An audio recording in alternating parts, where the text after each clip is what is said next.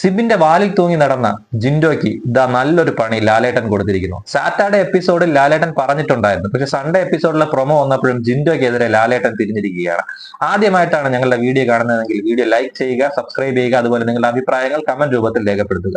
So Jinto എന്ത് നല്ല player ആയിരുന്നു. വൈൽഡ് കാർഡുകൾ വരുന്നതിന് മുമ്പ് നന്നായിട്ട് പ്ലേ ചെയ്തിരുന്ന ആളായിരുന്നു ജിൻഡോ ഒറ്റയ്ക്കേ പ്ലേ ചെയ്തിട്ടുള്ളൂ. ഇതുവരെയും വൈൽഡ് കാർഡുകൾ വരുന്നതിന് മുമ്പുള്ള ജിൻഡോ എന്ന് പറഞ്ഞാൽ ഒറ്റയ്ക്കേ പ്ലേ ചെയ്തിട്ടുള്ളൂ. പക്ഷെ വൈൽഡ് കാർഡ് വന്നതിന് ശേഷം ജിൻഡോയ്ക്ക് ഒരു ഭയമോ അതല്ലെങ്കിൽ ഗെയിം മാറ്റാനോ ഉള്ള ഒരു മടി കാരണം ജിൻഡോ വൈൽഡ് കാർഡുകളിൽ ഏറ്റവും സ്ട്രോങ് ആയ സിബിനോടൊപ്പം ചേരുകയായിരുന്നു.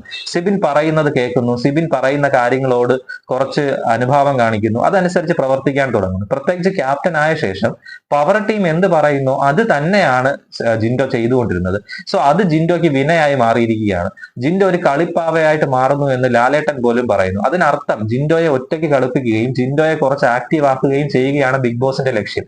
കാരണം ജിൻഡോ ഒറ്റയ്ക്ക് നിന്ന് കളിച്ച സമയങ്ങളെല്ലാം ജിൻഡോയ്ക്ക് നല്ല ഫാൻസ് പവർ ഉണ്ടായിരുന്നു. അതുപോലെ ഒരുപാട് ആൾക്കാർ ജിൻഡോയെ ഇഷ്ടപ്പെടുന്നുണ്ടായിരുന്നു. പക്ഷെ ഇപ്പോൾ ജിൻഡോയുടെ മെന്റൽ സ്റ്റേജും അതുപോലെ ബാക്കിയുള്ള കാര്യങ്ങളും ഡൗൺ ആയി വരികയാണ്. പ്ലേ സ്റ്റൈലും ഡൗൺ ആയി വരികയാണ്. ഇങ്ങനെ പ്ലേ സ്റ്റൈൽ ഡൗൺ ആയി തുടങ്ങിയാൽ ബാക്കിയുള്ള ആൾക്കാർക്ക് ഡോമിനേറ്റ് ചെയ്യാൻ തുടങ്ങി. ഇന്നലത്തെ എപ്പിസോഡ്, സ്റ്റാർട്ടാടെ എപ്പിസോഡ് എടുത്ത് നോക്കിയാൽ സിബിനെയും അടിച്ചിരുത്തുകയാണ്. അതുപോലെ ഇന്നത്തെ എപ്പിസോഡിൽ ജിൻഡോയും അടിച്ചിരുത്തുക ചെയ്താൽ അപ്പൊ ഇവര് തമ്മിൽ ഉള്ള ഒരു അകലം കൂടുകയും ഒറ്റയ്ക്ക് കളിക്കാൻ ശ്രമിക്കുകയും ചെയ്യും. അങ്ങനെ ഒറ്റയ്ക്ക് കളിച്ചാൽ മാത്രമാണ് ഇങ്ങനെ കളിച്ച് കയറി വരാൻ പറ്റൂ. അല്ലാതെ ജിൻഡോ നല്ലൊരു പ്ലെയർ ആയിരുന്നു. ആ പ്ലെയറുടെ ഒരു നല്ല ഭാവി അല്ലെങ്കിൽ മുന്നോട്ടുള്ള ഒരു ഘട്ടത്തെയാണ് ഇവിടെ മാറ്റിമറിച്ചത്. ഇങ്ങനെ മാറ്റിമറിച്ചു കഴിഞ്ഞാൽ, ഇങ്ങനെ ജിൻഡോ എന്നൊരു നല്ല പ്ലെയറുടെ ഭാവിയെ മാറ്റിമറിച്ചു കഴിഞ്ഞാൽ ജിൻഡോയ്ക്ക് തന്നെയല്ലേ ദോഷം. അതുകൊണ്ടായിരിക്കാം ബിഗ് ബോസും ലാലേട്ടനും ജിൻഡോയെ അത്ര അധികം നന്നായിട്ട് കാണുന്നത്. ഇത് നല്ലൊരു സൈനാണ് കാണുന്നത്.